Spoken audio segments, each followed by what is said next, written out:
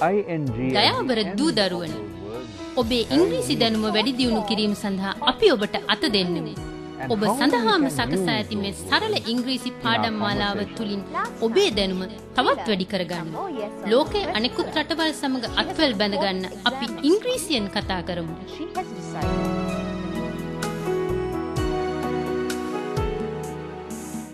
When comparing things, we have used terms such as cold, colder, coldest. You know that. Big, bigger, biggest. That's familiar. Friendly, friendlier, friendliest. But what about helpful?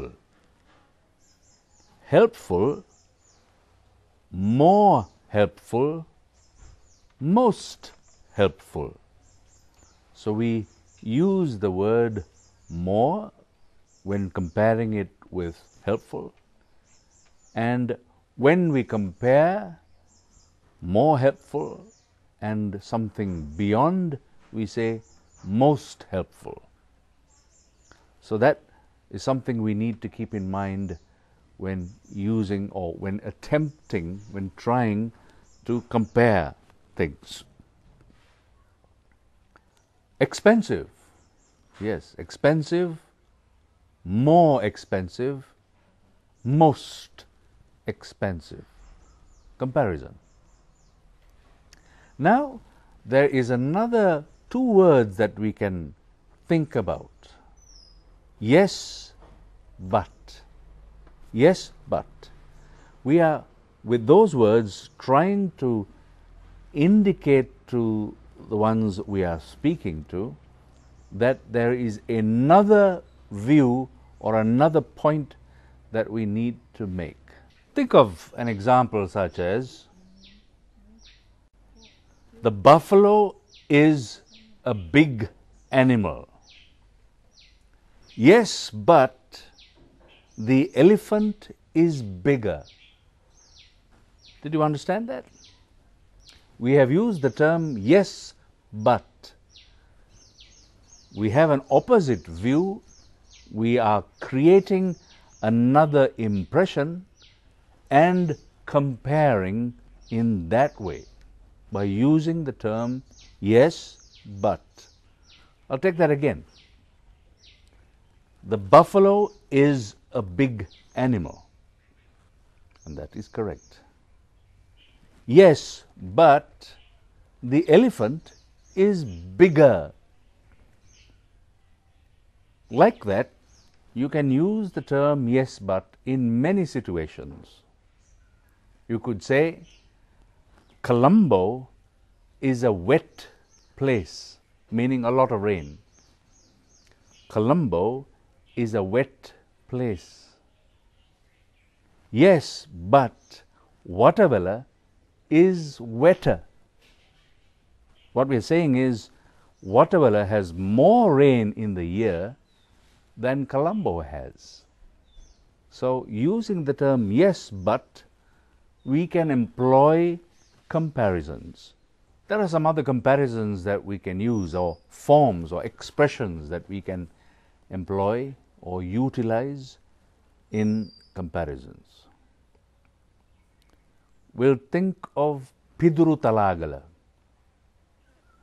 We can say Piduru Talagala is the tallest mountain in Sri Lanka.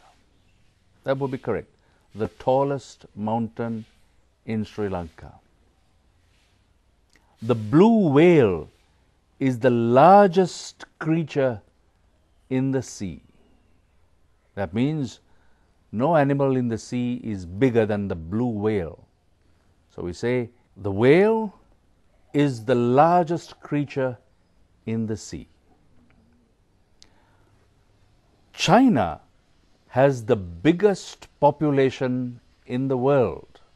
What we are saying is, no other country has a population as large as China. So China as a country has the world record for the population, the largest population. So China has the largest population in the world. The Mahavali is the longest river in Sri Lanka. That means there are many rivers, but the one longest is the Mahavali. So this is how we use comparisons to express world records or even other records, that which is a special mark, special distance, and so on. So you're going to learn some more now. Watch very carefully, observe and listen, and I'm sure you'll enjoy it. Hi. Today I'm going to teach you how to make comparisons. To make comparisons, we use something called the comparative form. You can say, I'm taller than my mother, or my sister is younger than me. I'm smarter than my brother. You just add an ER to the end of the word. So how do you say something is better or faster or smaller than something else? This is when we use the superlative form. Cricket is the most interesting game in the world. That is to say that takes precedence over everything else. Or you can say golf is the most boring game in the world.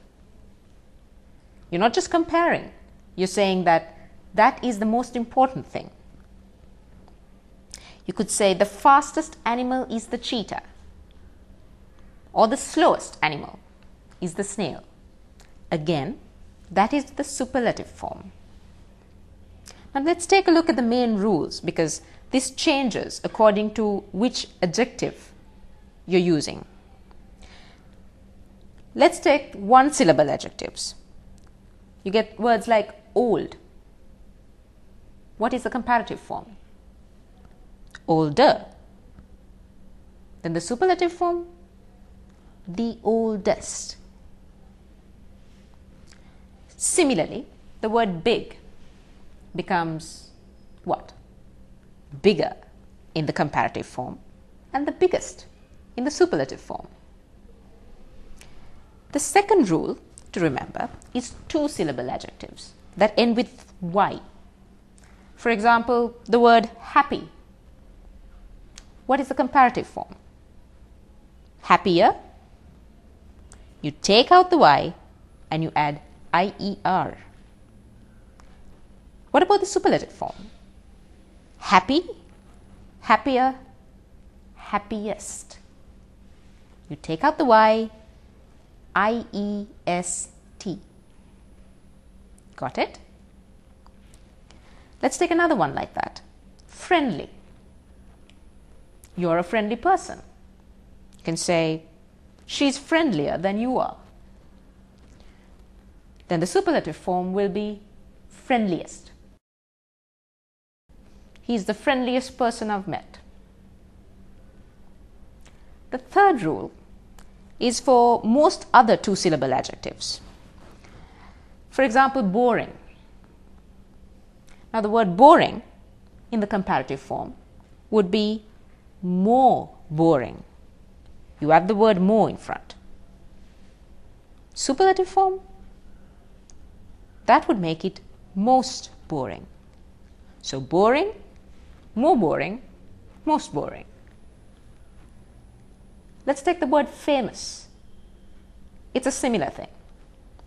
Famous, more famous, most famous. Then we get words that have 3 or more syllables. Important. Important becomes more important, most important. Similarly, reliable becomes more reliable, and then the superlative, most reliable.